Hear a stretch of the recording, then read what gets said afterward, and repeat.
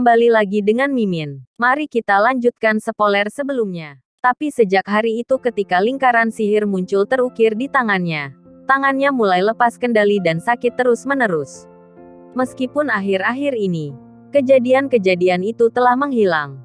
Apa yang terjadi, Aurora? Jawablah. Dia mencoba memanggilnya.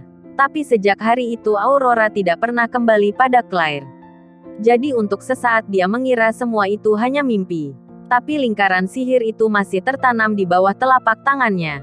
Claire membuka salah satu laci di kamarnya dan mengeluarkan beberapa catatan. Ini semua yang kutemukan. Aku tahu mereka mengukir lingkaran sihir yang sama ke dalam sisa-sisa iblis diabolos. Lingkaran sihir iblis diabolos yang digambar pada catatan itu sama dengan yang dimiliki Claire di tangannya. Pada saat itu, dia merasa mendengar sesuatu. Dia mendongak dan melihat sekelilingnya. Barusan, Aurora, apa itu kamu? Suaranya mulai bergema di kepalanya. Petik 2 titik, dan perlahan-lahan suara itu mulai menjadi lebih jelas. Lari, kumohon. Lari. Saat dia bertanya-tanya tentang hal itu, terdengar suara sesuatu yang berdesir. Apa ini? Penglihatannya. Seluruh ruang di sekitarnya hancur. Seolah-olah itu adalah cermin. Pemandangan di depan matanya hancur berkeping-keping, seperti kaca. Meja yang coba dia raih karena terdesak, juga hancur. Tapi di luar hal-hal yang rusak, sebuah dunia baru terbentang. Apa aku masih di kamarku? Tidak diragukan lagi dia berada di kamarnya. Tapi untuk beberapa alasan, tempat itu dipenuhi awan. Namun dia tidak bisa mendengar apapun. Dia hanya bisa mendengar napasnya sendiri. Tidak. Pada kenyataannya, dia berhasil mendengar suara pakaian yang bergerak. Dasar naif. Dalam sekejap, Claire berputar, membenamkan sikunya di rahang penyerang. Penyerang hampir jatuh ke tanah, tapi berhasil bertahan dan berdiri. Tapi hal tersebut langsung terbalaskan. Claire memanfaatkan situasinya untuk melayangkan pukulan ke wajah. Aku belajar ini dari Cid. Roknya bergoyang dengan gerakan kakinya. Meskipun pria itu sudah terbaring di tanah pingsan dengan mata putih. Siapa orang ini? Claire membungkuk untuk menyelidiki pria itu. Tapi ketika dia mencoba melakukannya, tubuh pria itu mulai hancur seperti kaca. Sama seperti sebelumnya. Dan begitu saja, tubuh pria itu hancur. Apa yang sedang terjadi? Hei, ada yang bisa mendengarku? Claire meninggalkan ruangan dan mengetuk pintu kamar sebelah.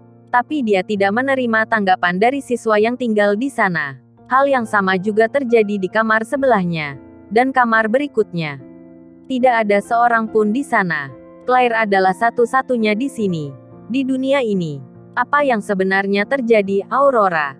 Kamu ada di sana bukan? Tidak. Sebuah suara malas menjawab. Aku tahu kamu ada di sana. Berhenti bercanda.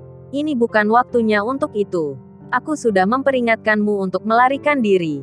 Apa kamu serius menyalahkanku? Itu semua begitu mendadak. Aku tidak punya waktu untuk melakukannya. Aku tidak ingin melakukan apapun saat ini. Sayang sekali karena kita berada dalam situasi darurat. Aku punya situasi darurat sendiri di tanganku. Situasi seperti apa? Aku tidak ingin melibatkanmu dalam semua ini. Petik 2 tanda seru. Dan itu semua karena segel sihir bodoh ini. Claire mengatakan itu sambil memelototi segel sihir di tangannya. Segel sihir itu ada di sana untuk melindungimu. Aku tahu itu. Tapi yang kumaksudkan adalah setidaknya jelaskan semuanya padaku. Aku berencana untuk melakukan itu. Tapi aku tidak bisa. Apa maksudmu? Maksudku, dia hanya mencoba untuk melindungimu. Siapa dia? Dia hanya mencoba melindungimu. Untuk menjauhkanmu dari semua ini sehingga kamu tidak dalam bahaya. Itulah sebabnya aku tidak bisa mengatakan apa-apa. Itu juga yang kamu katakan terakhir kali. Siapa yang kamu bicarakan? Aku tidak ingat dilindungi oleh siapapun. Kamu salah. Dia melindungimu. Selalu melindungimu dan akan selalu melindungimu. Kuakui aku sedikit iri. Aku akan mengatakannya sekali lagi. Aku tidak tahu siapa yang kamu bicarakan. Tapi aku yakin tidak ada seorang pun. Benar-benar tidak ada seorang pun yang melindungiku. Claire mengulangi kata-katanya. Kali ini dengan marah. Kalau itu cara berpikirmu, baiklah. Aku yakin. Ini juga yang diinginkannya.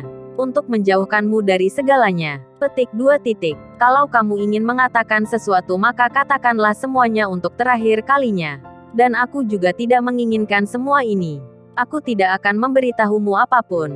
Apapun yang terjadi. Ini adalah caraku untuk membalas budi atas kebaikannya. Aurora mengatakan itu. Meskipun dengan nada yang agak tidak puas juga. Aku akan membuatmu memberitahuku. Bagaimana caranya? Claire berpikir dengan hati-hati. Apa yang bisa dia lakukan untuk membuat seseorang yang hanya berkomunikasi melalui suara di kepalanya agar mau mendengarkannya? Baiklah, aku akan berteriak tanpa henti. Dengan sangat keras sampai kamu menceritakan semuanya. Silakan, aku tidak akan mendengarkanmu lagi. Sesuai keinginanmu, aku akan menyebarkan rumor buruk tentangmu. Terus, Claire mengerutkan pipinya menjadi cemberut. Apa kamu puas sekarang? Kalau yang kamu maksud puas adalah kesal, ya, tenanglah. Aku akan memberitahumu bagaimana cara keluar dari tempat ini. Pertama-tama, di mana sih aku? Aku juga tidak bisa mengatakannya padamu. Astaga, kamu membuatku gelisah. Pertama-tama jalan lurus. Aku tidak mau. Kalau kamu tidak berjalan, kamu akan dikurung di sini seumur hidup. Ya, aku hanya harus berjalan. Bukan. Oke, bagus. Seperti itu. Sekarang lakukan 3 putaran. 3 putaran. Hanya bercanda. Suatu hari nanti aku bersumpah akan memberimu pukulan yang layak. Dan demikianlah gadis berambut hitam itu berjalan di dunia yang penuh awan. Dan di belakangnya, sosok seorang wanita bisa terlihat samar-samar. Menatapnya dengan mata valet. Hari ini awal dari semester ketiga di sekolah. Menjelang ujian akhir tahun. Semua orang di kelas terlihat sangat serius. Hei, ku dengar pertanyaan yang sama dari kelas teori kontrol sihir hari ini selalu muncul dalam ujian setiap tahun. Bagus sekali agen jaga. Seperti biasa lu memang seorang profesional untuk informasi. Hanya saja, aku harus bertindak lebih serius sekarang. Kalau aku mengulang tahun ini, orang tuaku akan membunuhku. Ya, gua keknya juga harus sedikit lebih serius. Gua terlalu banyak malas-malas sejauh ini. Tapi jika kita belajar dengan sungguh-sungguh, itu akan menjadi sangat mudah. Tentu saja, itu akan menjadi gampang. Mata Hyoro dan Jaga penuh dengan keputusasaan. Cit, nilai-nilaimu juga rendah. Bukan. Kau harus lebih serius mulai sekarang. Ah, kamu benar. Kurasa aku harus melakukan itu. Yang benar adalah nilai-nilaiku di bawah rata-rata. Itu karena di kelas, aku selalu melatih kontrol kekuatan sihirku. Jadi dalam ujian, aku tidak memahaminya sama sekali. Tapi aku juga tidak terlalu khawatir tentang hal itu. Aku bisa menyontek kapanpun aku mau dan menyalin jawabannya kalau udah kepepet banget. Aku juga tidak tahu apa yang mereka sampaikan di kelas hari ini. Tapi aku tahu teori kontrol kekuatan sihir adalah jawaban dari teoriku tentang memadatkan kekuatan sihir akan meningkatkan potensinya X1000. Ini hanyalah bagian lain dari latihanku untuk menjadi penguasa bayangan yang sempurna. Dan hari ini lagi, seperti biasanya, aku kembali berlatih. Tapi, pintu ruang kelas tiba-tiba terbuka. Dan dari sisi lain muncul seorang gadis berambut perak. Itu Alexia. Ah, betapa bagusnya cuaca hari ini. Aku mengatakan itu, sambil melihat ke sisi lain jendela. Saat itu mendung. Aku merasakan tatapan semua orang langsung tertuju padaku. Ini adalah sesuatu yang selalu terjadi. Entah mengapa semua orang menatapku ketika Alexia masuk ke dalam kelas. Dan aku tidak lebih dari sekedar mob biasa. Hei, ada burung kecil. Di langit adalah pemandangan sehari-hari. Lihat ke sini saat aku bicara denganmu, Poci. Angin membawa awan-awan. Aku ingin tahu. Apa bisa hari ini berlalu tanpa terjadi apa-apa? Jangan abaikan aku. Dia memegang daguku. Kemudian dia perlahan-lahan mulai memutar kepalaku saat leherku berdecit dengan suara yang aneh. Alexia menatapku dengan mata merahnya. Bagaimana kabarmu, Putri Alexia? Aku mencoba menyapanya dengan cara yang paling mirip seorang mob. Selamat pagi, Chit Kageno-kun. Maaf atas kelancanganku, Putri Alexia. Tapi bukankah kau berada di kelas yang salah? Tidak. Aku berada di tempat yang tepat. Aku datang karena aku punya urusan denganmu, Chit Kageno-kun. Tapi kelas berikutnya akan segera dimulai. Bisa nanti saja. Jangan khawatir tentang itu. Aku pinjam dia sebentar ya. Alexia mengatakan itu pada Hyoro dan Jaga dan kemudian mencengkeram leherku. Tete tentu saja. Silakan. Bawa dia pergi. Dia menyeretku pergi.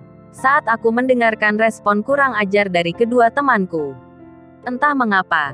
Tempat tujuannya adalah asrama putri. Aku boleh masuk begitu saja. Aku sudah punya izin, tapi aku laki-laki. Aku sudah bilang pada mereka kalau kamu adalah seorang rekan kerja. Rekan kerja. Alexia berdiri di depan sebuah pintu. Itu adalah pintu kamar Claire Nesan. Tidak ada yang melihat kakakmu lagi sejak kemarin setelah makan malam.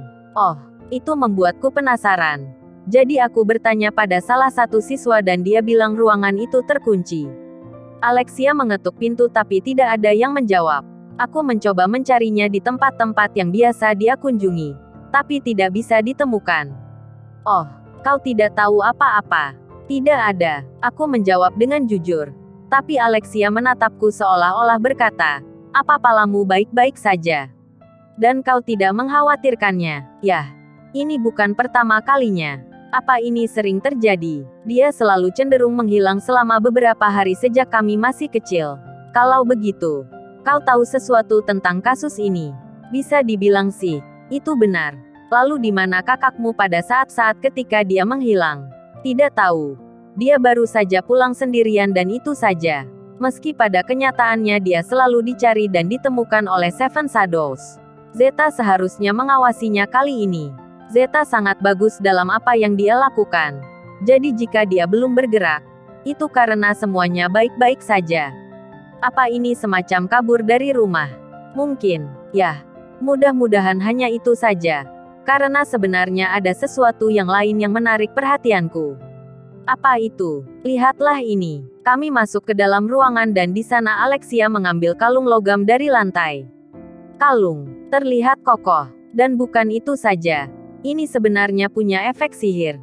Ini bukan sesuatu yang dimiliki oleh seorang siswa biasa di kamarnya. Aku bisa memastikan padamu kalau kakakku jauh dari kata biasa.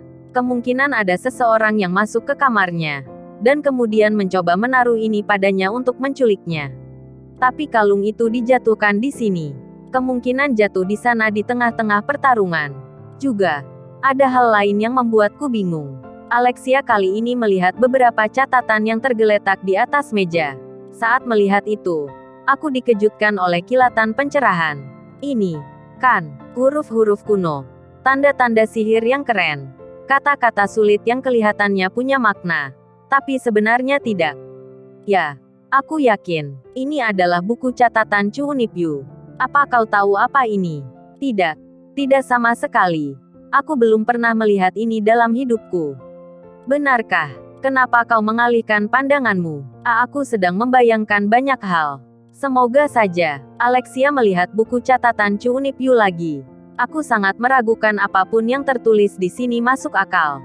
Kau yakin? Alexia mengatakan itu dan melihat buku catatannya lagi. Aku merasa kasihan padanya. Tapi itu tidak lebih dari sebuah buku catatan dari tahap memalukan seseorang. Terima kasih telah menonton videonya. Yang belum subscribe di subscribe dulu guys. Dan jangan lupa nantikan spoiler selanjutnya.